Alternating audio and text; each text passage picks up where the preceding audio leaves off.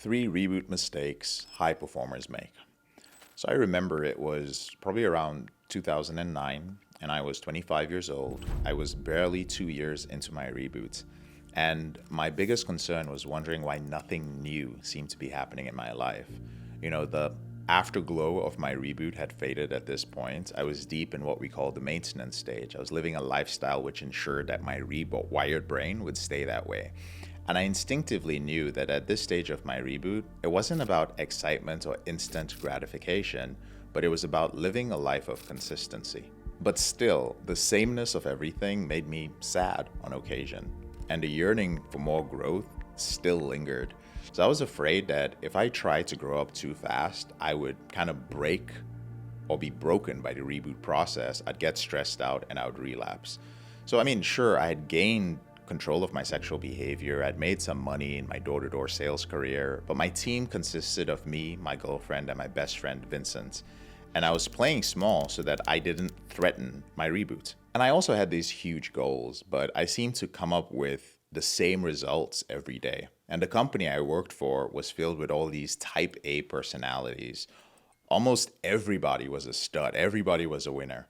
So one day, after a particularly demoralizing performance by my three-person team, the president of the company sat me down, and he was a very direct guy, and he told me, "JK, I've known you since you were 21 years old. I don't know what happened to you in the last 2 years, but you've matured a lot, and I really think it's because you got yourself a girlfriend." I remember grinning, partly in relief because I expected criticism for our poor performance, but also because I knew it wasn't just my relationship with her had changed, it was my reboot. But of course, I wasn't going to tell him about my behavior with pornography. So he said, "JK, can you run an organization?" And my grin quickly faded because running an organization meant leading several teams overseen by various managers, and it was a huge responsibility. And I was far from a top performer in our company. Now, I had nothing else going for me in life. I was a 25-year-old former porn addict who was rebooting. The past 5 years, I had been hyper-focused on quitting pornography and fixing all my perceived flaws. So this was my chance to be somebody. So I remember my heart beating fast, and I was just like, "Yes, sir, I can." And he says, "Well, JK, building an organization is really about becoming a leader, and the best way to lead is by example." And that was the beginning of my journey to becoming a high-performance leader. I learned very quickly that you cannot lead others until you lead yourself. And my years of leading myself through my reboot had prepared me for this role. As it turns out, leadership was just the right sort of new I needed in my life. And the reason why many high-performing professionals stay stuck in their reboot, their career, and their businesses is that they do not have a goal of becoming a high-performance leader. Even though I had the opportunity, I had to set and achieve the right goals. And here are the biggest mistakes I see high-achieving men make around their sexual behavior. The first mistake is that you have very clear business goals. So like, you're going to grow your business 40% this year. You're going to sell 50K this week. You're going to have revenues of 120K this month. But you have unclear goals with your sexual behavior. So the most popular thing I hear from busy professionals when they set their reboot goals from hundreds of applications is, "I just want to understand the root cause," or "I want a system that works. I want to feel better about myself. I want to stop using pornography to medicate emotions, and I want to perform normally in bed." You would never let that type of goal setting fly in your business. Imagine a sales rep in your business or a real estate agent saying, "I don't know, I just want to make more money this week and maybe do like 2 open houses this month, and I think I'll make like 3 grand in the next 2 months, and I want to feel good about my job." That's not going to happen. The second mistake is you have goals, but you don't have a clear timeline. Again, in business and in your career, you have to have clear goals and set periods of time to achieve them. So for example, you may have a goal of, "I will sell $84,000 worth of products in this month so that I have a $1 million run rate this month." But when it comes to rebooting, all the time, I see people throw around goals with no timeline. And I'm not referring to things like counting days. So is it any wonder that you haven't hit your reboot goals yet?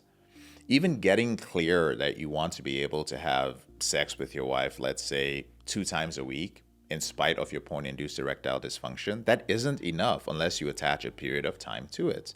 So for example, you could say, "I want to have sexual intimacy with a full erection once this month, 9 times in the next 3 months, and 24 times in the next 6 months. Or I want to be porn free by the end of this quarter, in control of my behavior with masturbation by the end of next quarter, and be free of my sexual behavior, my out of control sexual behavior in the next 12 months.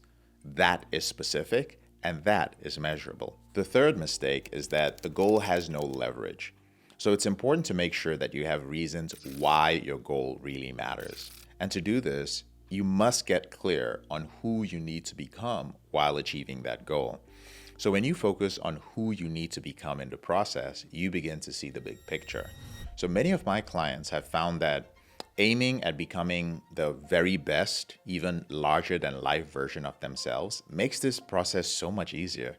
It is one thing to stop watching pornography or be sexually intimate with your wife more often.